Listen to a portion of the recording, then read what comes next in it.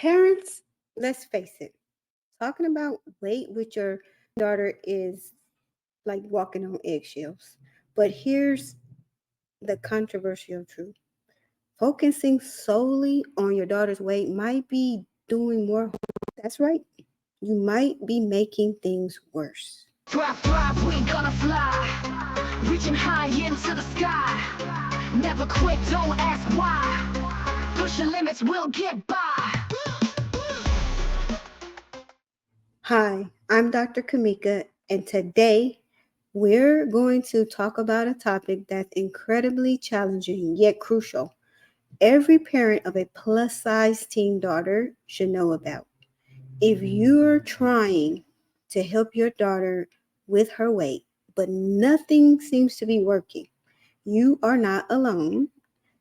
But here is the kicker. Maybe it's not about what you're doing, but how you're approaching it.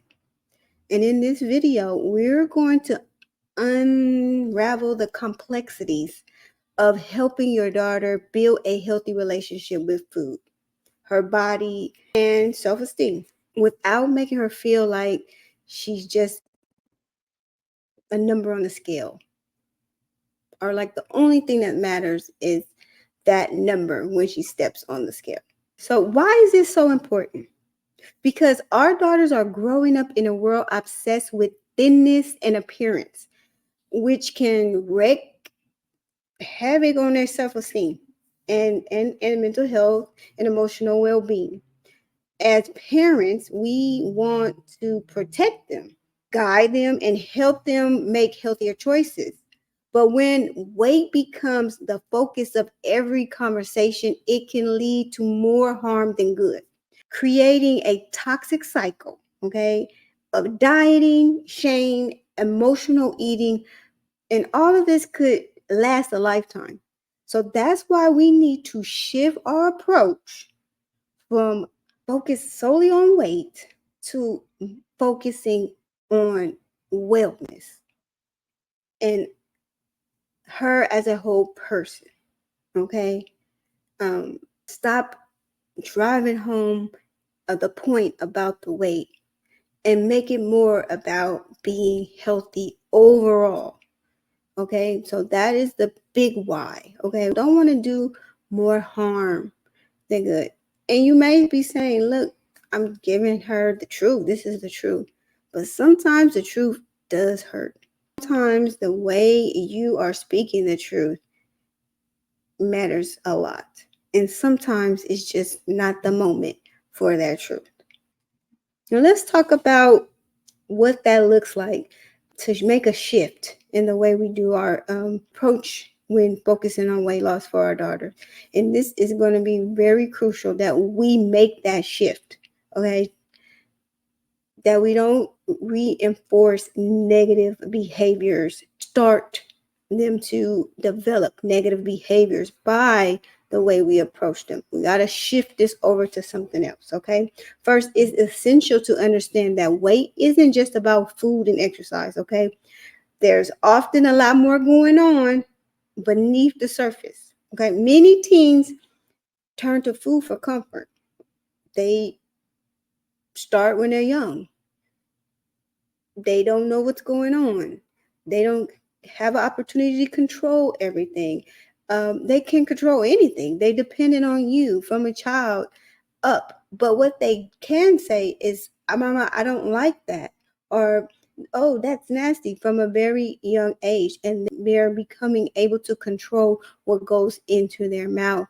So it becomes a source of comfort for them when they are in emotional distress or in any type of eating where emotions are involved, whether that's happy emotions or sad emotions. And a lot of it is because people don't understand how food affects our body and how when we eat something, you feel comforted, you feel good because there are signals in your stomach that tell you that eating this feels good. Okay, and it sends these signals up to your brain, and your brain reacts, and it's making you feel good. Okay, whether that's celebrate, or whether that's providing some comfort, or whether that's helping you when you're sad or angry, or bored. And that is something that we need to help them gauge. Okay, we need to help them gauge those emotions, and if that urge to eat is coming from a true place of hunger over emotions. If it is coming from a place of hunger, 9 times out of 10, it won't really matter what it is that they want to eat. They're hungry. But when there's selection involved and a specific thing involved, we got to teach them that those are cravings. And you need to identify that this is a craving. It's because cravings are specific and they're related to emotions. Okay. So we need to teach them that. Okay. Many of our teens turn to food for comfort when they're stressed, anxious, or they feel down. And in society that places such a high value on being thin, is counterintuitive. Like, you feel down and they're going through a lot of struggle, a lot of things they don't have, that they can't control, a lot of letdowns, a lot of setbacks, maybe even some bullying, and they don't know how to control those emotions, so they want to eat. But then our society says you must be skinny, thin, and beautiful in a certain shape. So it's pushing down their bad way of feeling and thinking about themselves even more, and making them feel even lower than they felt when they were trying to eat the food, because now they're not thin and they're not shaped the way that they believe they're supposed to be shaped based on society and what we see on social media. And so therefore they're ugly, or they're not attractive, or nobody will want them. And these are the kind of battles they have in their head. So it's a cycle. And your daughter might feel a lot of that pressure to be thin and look a certain way. And that can start the cycle again and again and again. So now she feels sad, now she wants to eat. Or she could develop a different type of negative behavior centered around how she feels about food. And so the last thing we want to do is pressure her to feel comfortable in her home. She already has to battle these things outside the home with acceptance and feeling pretty and not being as beautiful or thin and all of this as society says she should be. So when she comes home, it's not fair to have to battle you with the same things. Okay. And sometimes we don't realize that that's what we're doing. We were making a suggestion, but the way we're making the suggestion and the constant suggestion, it could be very problematic and make things even worse. So I'll tell you about Rachel. Okay, she's a 15-year-old girl, and she's dealing with the stress of school and friendships. Okay, she might find comfort in food every now and then. She'll grab a bag of chips, she'll get a bowl of ice cream, and because it is a quick fix to make her feel better or shift her emotions, that's why she grabs those things, because those make her feel good. Okay. Her mom, Laura, sees the weight gain and tries to get her on a diet because she's having a lot of struggles at school and she's really, really stressed out at school. And sometimes those things don't last a day or two, they could last a whole semester, a whole year. So she's turning to food every time these things happen, and happen on a daily basis or multiple times a day. Then you're going to have a problem on your hands, and she's going to be gaining weight. And like any other mom, Laura sees Rachel in this state and she wants to help her. And she's saying it's time for a diet because she doesn't want her to gain any more weight. Not just because she's doesn't want her to be fat, but she wants her to be healthy. But that's not what Rachel hears. She only hears that you are another person putting her down about her weight. And without addressing Rachel's emotions behind what she's going through at school and why she wants to eat the food, is she hungry? If we don't deal with that, those diets are going to fail, and she's going to feel even worse. And that's exactly what happened to Rachel. Laura kept pushing a diet on her, not seeing about what was going on in school and how she felt about school. And she didn't ask why she needed to eat this food more, why she was eating these more food in the first place. She didn't even ask why it was happening. She don't even know what was going on at school. She just said, I'm seeing you gain weight and you need to be on a diet. And there was no researching or no questioning of, or no talking to about, why are you eating ice cream? What's going on? Are you feeling okay or anything like that? Is anything happening at school or anything happening with your friends or what's wrong? That was not a conversation. The first conversation was, I see you gaining weight. You're eating a lot of snacks. Let's put you on a diet. And that made Rachel feel even worse.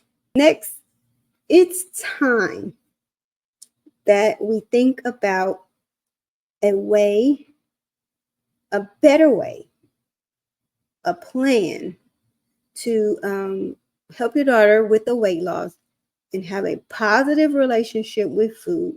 We got to come up with a plan. And it needs to be a helping plan and not something that's making things worse. So this means getting rid of the idea of good and bad foods and focus on balance instead. And mindfulness, okay? Being mindful of everything going on in her life and not just with what she's eating. Being mindful of what she's eating is very important. Uh, Taking notice, because sometimes we just put things in our mouth without even paying attention, or we don't even remember that we sometimes had a whole meal, or we ate in the car all the way there, and then there's dinner at home and we eat again, not taking into account that we just ate, okay? Or you just ate and then there's some cookies on the counter. You're not hungry at all, but they're here, I'll eat it, you know? So we need to be mindful of those things and teach her to recognize the signs of when she's really hungry and when she's just bored, you know, or when she's sad, okay? And being able to do something else in place of eating, okay? And that mindfulness handles that, okay? And if we're teaching her mindfulness in her diet and her with her health, we also need to make sure she's doing this with other areas in her life. Like, is she tired? Is it time for her to go to bed?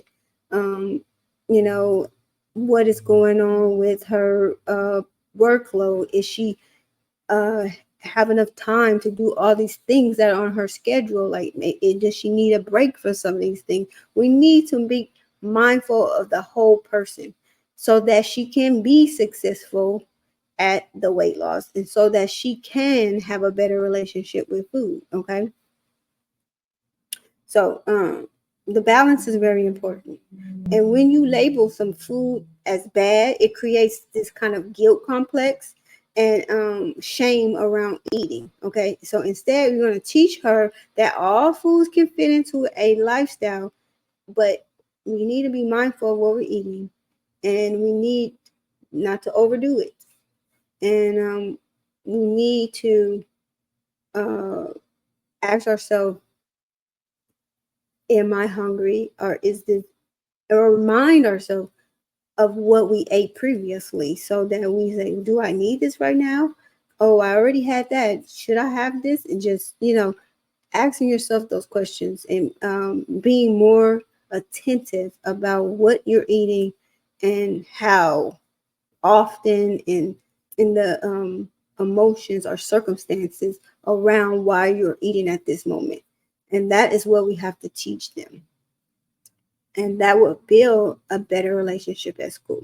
So let's talk about Sophia. Sophia tried a diet, and then she tried another diet, and she tried cutting out all carbs, and then she tried to cut out all meat, and then she tried to cut out just processed foods, which is good, but she's just picking at things, and she's not really having a lifestyle change. That's what Sophia did. So she made her crave the food even more. Okay, and her mom Gio was like, you need to learn about labels, which she was very correct. So instead just saying, you're only going to eat this, you're not going to eat that, or you have to eat this and that because I said so, or things like that, she taught her how to read labels and what the importance was for each of the food groups. And not just, I'm going to stop eating processed food, and not understand why she's not eating processed food and how processed food and works on the body, what it does to the body.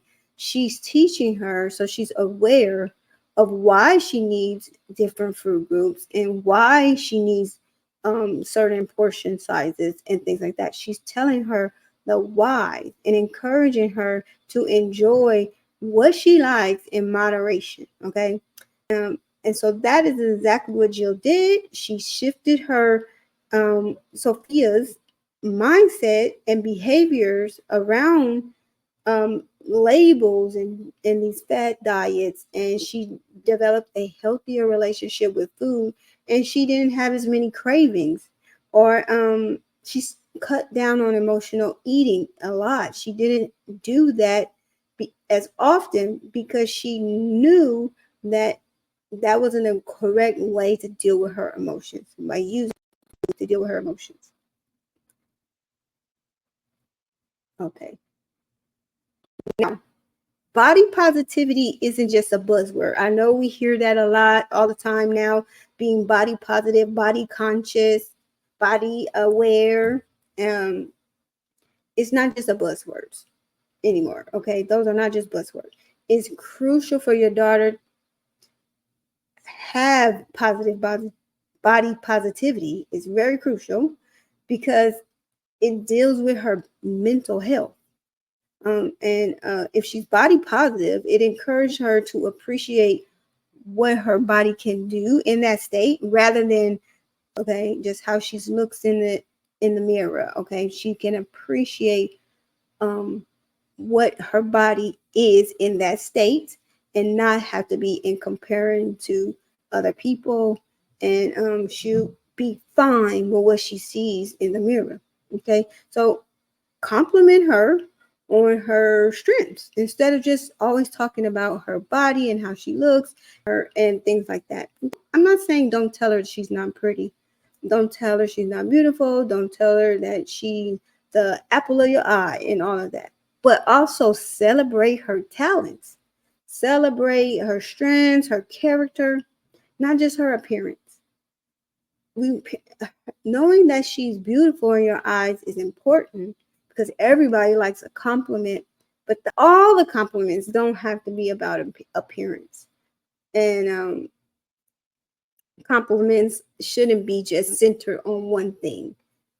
Because if you don't say anything about her, how she looks, and you just say, I'm only going to focus on strengths, I'm only going to focus on talents and character, then she may feel that you don't think she's pretty either. So we need to have balance in that. We need to encourage her talents, her character, her strengths, what she does well, and tell her that she's beautiful.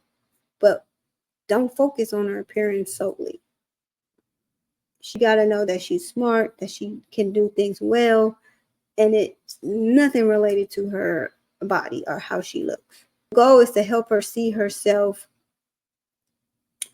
as a whole person, where and she's more than just the weight that she has on her body or that number on the scale. Okay, so I'm going to tell you about Lily. Lily felt down about her body because she didn't look like the girl she saw on social media. And her mom, Jessica, started focusing on Lily's talents, like her art. She's a very good artist. She draws and paints, And then she had a very good sense of humor, kind of like a comedian. She's a class clown kind of thing. She's very silly, but fun and respectful. And so instead of talking about the appearance all the time, her mom complimented her things that she did well and how she was the light of the party or the fun in the room. She complimented her on those things. And over time, Lily began to value herself for more than just how she looked, which helped her improve her self esteem. So, and moms, what you say and how you are with them is so important. Right now, your word, even though they you feels like they don't listen to you, they're listening to every word. And when they come back years and years later, they're going to let you know how much they appreciated how you supported them. When we make this shift, when you make that shift from approaching everything based on the number on the scale and the way she looks, and you start focusing on her talents, her strengths, and things like that, she's going to come back and thank you so much when she gets older. It may be a little difficult right now, but it will be greatly appreciated if you can make this strength. You will build so much character in her and so much fortitude, and she'll be so much more confident. And your word means so much that you could just turn this all the way around with just your word, because she trusts you more than anyone in the world. Okay, so what you say, how you do things, it really matters. Okay, so my fourth point here is going to be about living. Healthy living shouldn't be like a chore or a punishment. It should be all inclusive. It should be fun. It should be something that she gets to do, not less that she has to do. Okay, get your daughter involved in what's going on with her. Okay, let her help you plan the meal. Let her help you do the shopping and the cooking, and get with her on some have activities like things that she likes to do, not just here's a workout schedule or a routine I want you to do. Find the things that she enjoys to do, and even if that may be certain workout routines, um, make that fun for her. Make it fun that she wants to do something. If it's dance, she likes to dance, let her dance outside. And she prefer to work out outside or in the air, let her do that. If she doesn't want to do that, she thinks it's fun to just have a dance party in her room, let her do that. It's because she needs to have fun doing it so that she can continue to do it. She wants to do it. It'll be something that she gets to do, not just that she has to do. Okay, and it won't feel so isolated or targeted. Okay, and she'll feel like this is something fun for her and healthy at the same time. Okay, and when healthy habits are fun and rewarding, they stick to it. They'll be more apt to stick to it when it's something they enjoy, is energetic, is fun, and you reward them with the wins. You tell them like, yeah, you did that. You give them their encouragement. You celebrate those wins in whatever way you do. She's going to be more apt to stick to the plan that you guys have made up. Okay, so Ella never really liked sports. Okay, this is one of our junior high girls, and but she discovered that she liked to dance. Like I was saying, these girls, they love to dance. They're closeted uh dancers. Okay, sometimes they don't show it, and then other times there are the girls who dance all the time at home, but it's like in short bursts. Okay, it's not like a concentrated thing or something that you encouraged her to do. Oh, you're doing good at that, just do that some more. And that was what Ella did. She hated the sports, but she loved to dance. And she would tell her mom, like, look, mom, look what I could do, look what I could do. And then her mom started to really pay attention to how good Ella could dance, okay? And that she loved to dance. And because of that, her mom signed her up for some dance classes. And Ella just loved that. And the passion that she had for dance, the skills, and all of that got better. She was excited about activity. It wasn't that didn't have to be forced to do it. She was ready to go when it was time to go. And she stayed active, and she felt confident when she was doing the activity instead of embarrassed and ashamed because she couldn't do all of the things or she hated the sport in general. She didn't feel pressured to be good at it when she didn't even like it or wasn't even open to learning more about it because she hated it. She was stuck with it, and she still dances. She still goes to her classes. She's gonna take all kind of dance, hip hop, ballet. She's done all of this, and you generally would not see like a plus size girl like, oh, I want to go to ballet. But she was encouraged by her mom to do activity that she liked to do, and then that made her confident to try other things. Okay, and it's still working out, and she's very confident about it, so that's a plus. And she's getting her activity in, and it may not be in the traditional sense, but she's still exercising. Okay, now sometimes, despite your best efforts, you might need some extra help. Okay, did everything you need to do about what you need to say. You shifted your approach. You learned a better way to put things. You start encouraging things. But sometimes you still might need some help because things are beyond your knowledge base or skill base, like a nutritionist or a therapist or even a support group or something like that. It can give you some guidance on areas that you are lacking information in. And it's not as simple as a Google search. These are things that you need expert help with and to provide you with guidance. And the guidance that she needs, and you won't be wasting time on things that she doesn't. Okay, and it's okay to ask for help, and sometimes it's the best thing you can do is get some help because you're not equipped to do certain things, and that is okay. Help is better than not getting help and things getting worse. Okay, so I'm going to tell you about Olivia's mom. Tanisha realized that she couldn't do it alone. Okay, they visited a nutritionist. Olivia started our program. Uh, First was the grandma who got involved, and then the mom eventually took over, Tanisha. And she realized that she couldn't do this alone, right?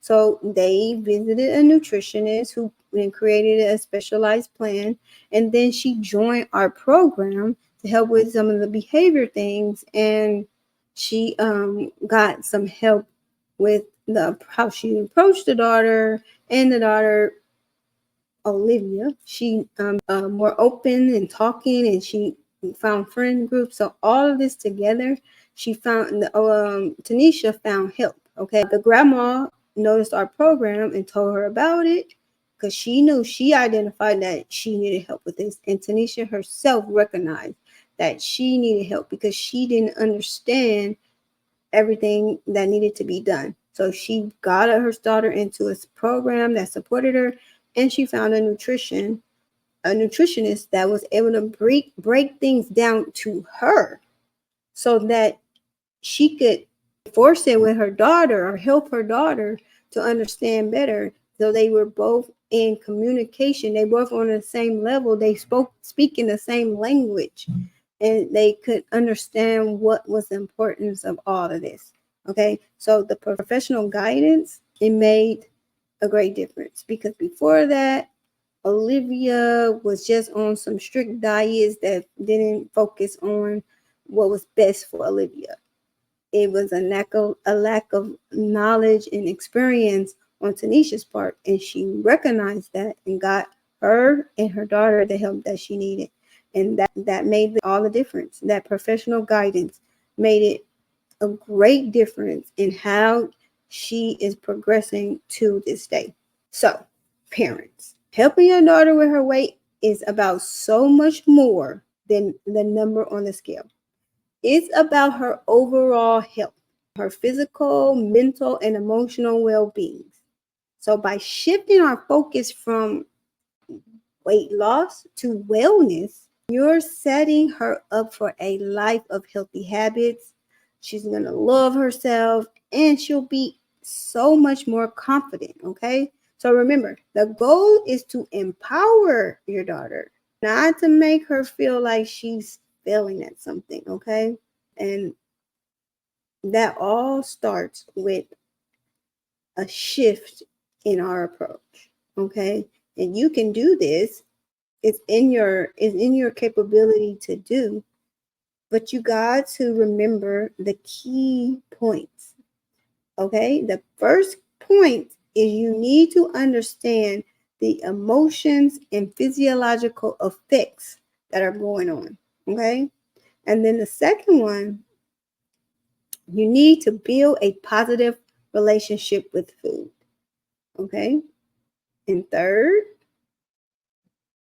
you need to foster body positivity and self-esteem. You need to build that up. You need to find ways to encourage body positivity. And fourth, make healthy living fun and engaging. Okay. Make it something that she would love to do and it becomes part of her. It's something she gets to do, not a punishment. Okay. Know when to seek a professional help. Okay. That is the fifth point. So now you have all of them. And I hope you're able to use these 5 points to help your daughter without hurting her more or not causing any more damage. Because now you know what it's going to take to do that, to be able to help without causing more damage. Before you didn't know, but now you do. So you're going to go back and do all of those key steps and it's going to get better. So thank you for spending time with me. And I hope this video has given you new insight and strategies to help your daughter in a way that's positive and supportive. And if you find this helpful, please reach out to us and share your thoughts. And we would like to help you as much as we can with any struggles that you may be going through. And if you like what we're saying in this video, we do have Facebook and Instagram, and we also have a podcast called Shape Your Truth Podcast. So stay connected with us and become part of the family here. And if you like these type of videos, subscribe and we'll send more out to you. Okay. We have other resources and materials that we can also do that. So check back. Don't forget to reach out to us and get some resources, get some help. All of that is going to be available to you to reach out for. We also have some readings, and if you want to book a call, all of that is available to you. Okay, so you've got this, and together we can make a difference in our daughter's life. So don't forget that, and don't let nobody tell you otherwise. And you doing the best that you know how to do. Okay, and so now you got a little more information. So you're going to do even better. Okay, so mom, go ahead. You got this. You can make those shifts. You can do this. You can guide her without hurting her. Thank you. Bye-bye. Thrive, we gonna fly. Reaching high into the sky. Never quit, don't ask why. Push your limits, we'll get by.